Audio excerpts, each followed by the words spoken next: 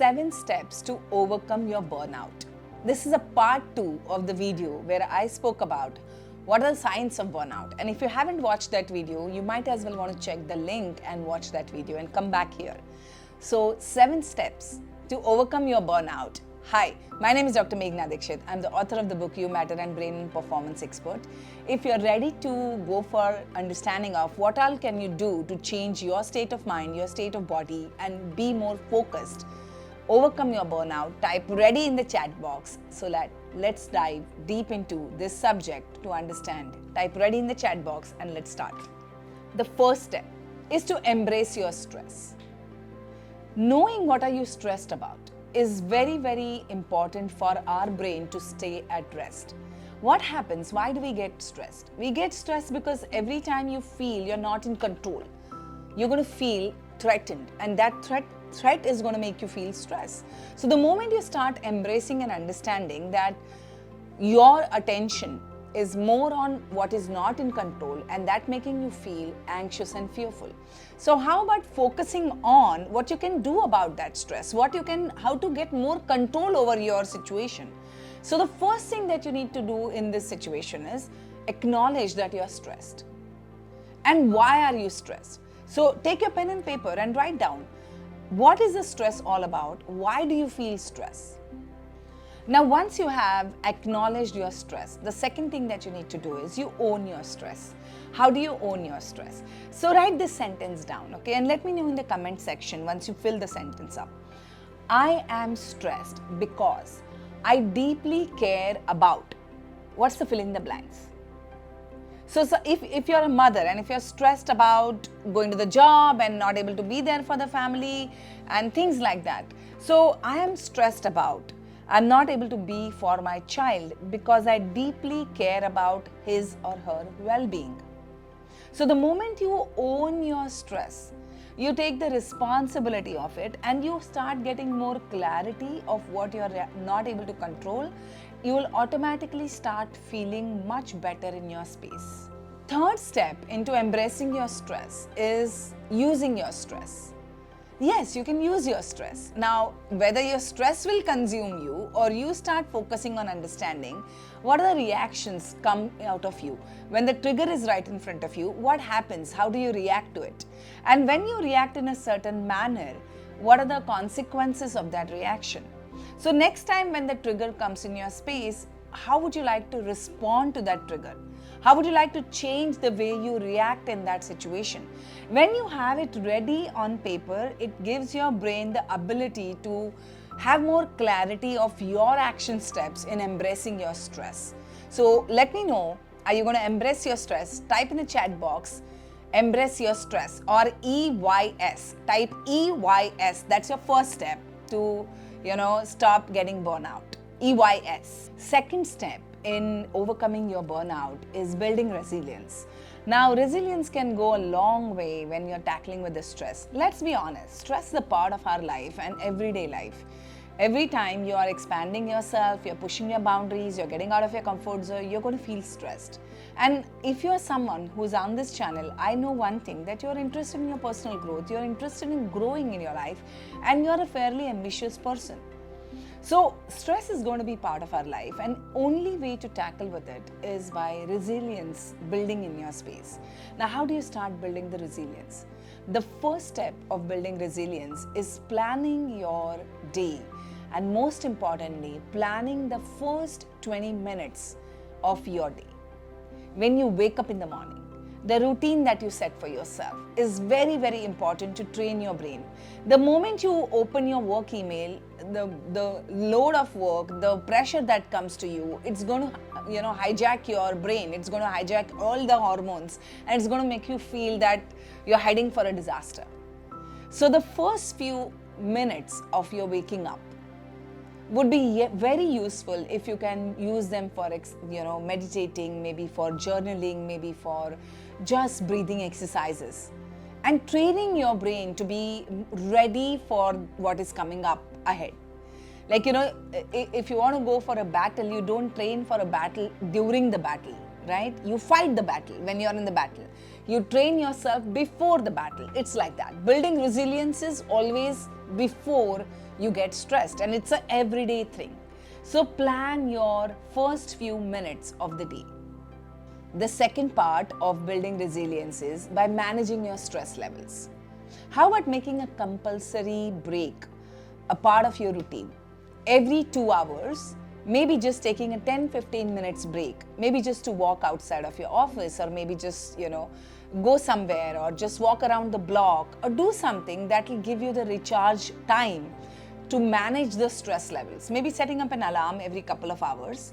And if you're a business owner or if you're a team leader, maybe doing this as a ritual for you and your team together. It'll definitely help you manage your stress levels and build that resilience. The third point in building resilience is paying attention to your mindset. Look how often your thoughts are automatic negative. I can't do this, it's not possible, it's too tough. Well, how many times in the day do you spend time thinking like this? How can you switch from that frame of mind to a more positive frame of mind, thinking, I can learn to do it. I can take some help, maybe somebody who can help me get better at this. How about being more resourceful in your mindset? That will definitely build your resilience. And the fourth step in building resilience is having a great support system.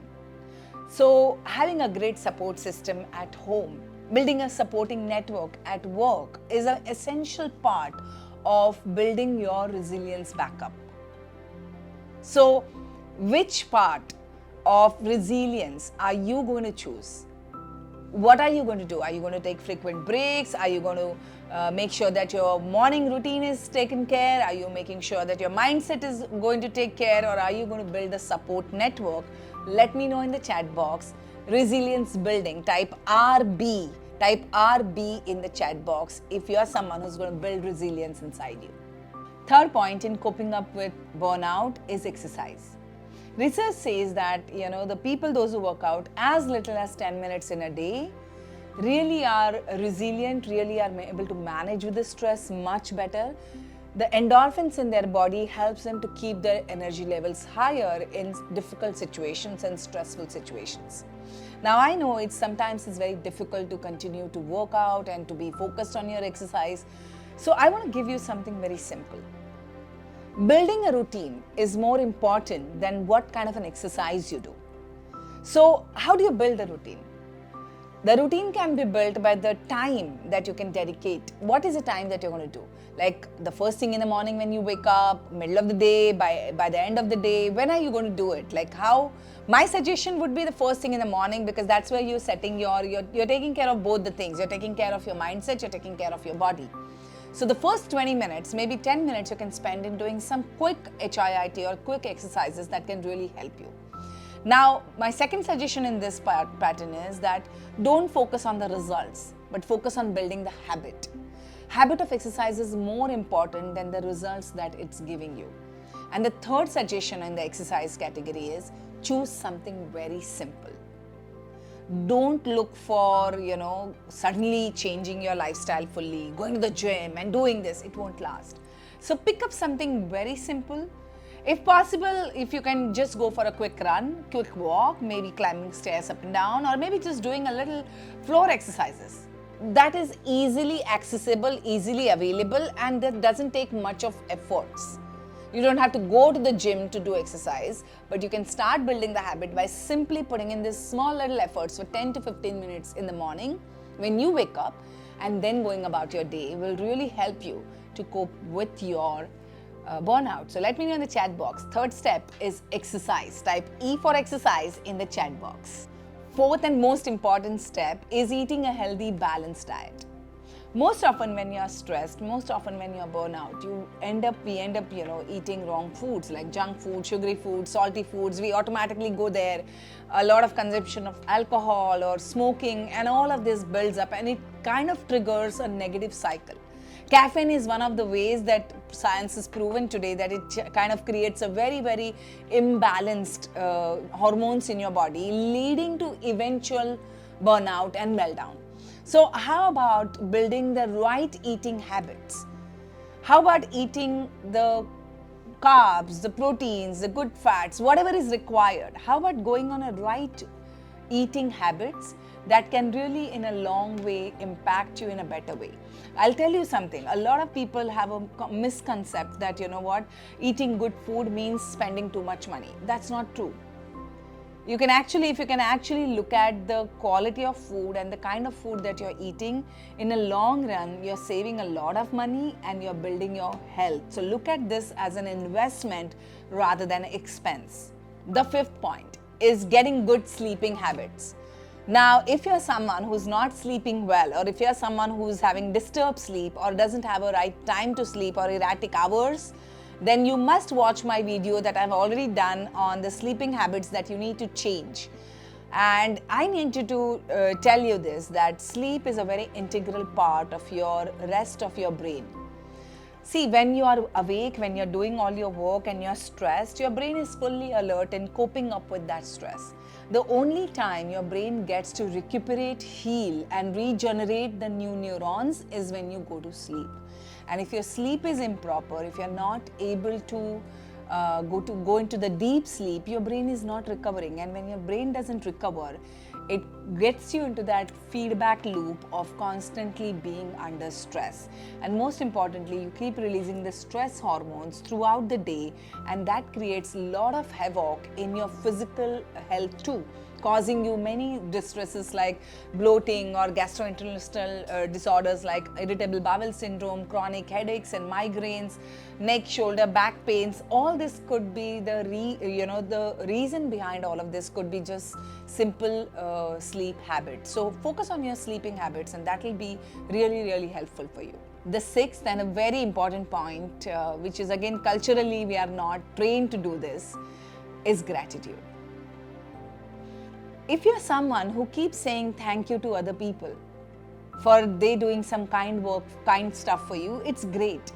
But gratitude is much deeper, and gratitude first of all begins with yourself. How often do you say thank you to yourself?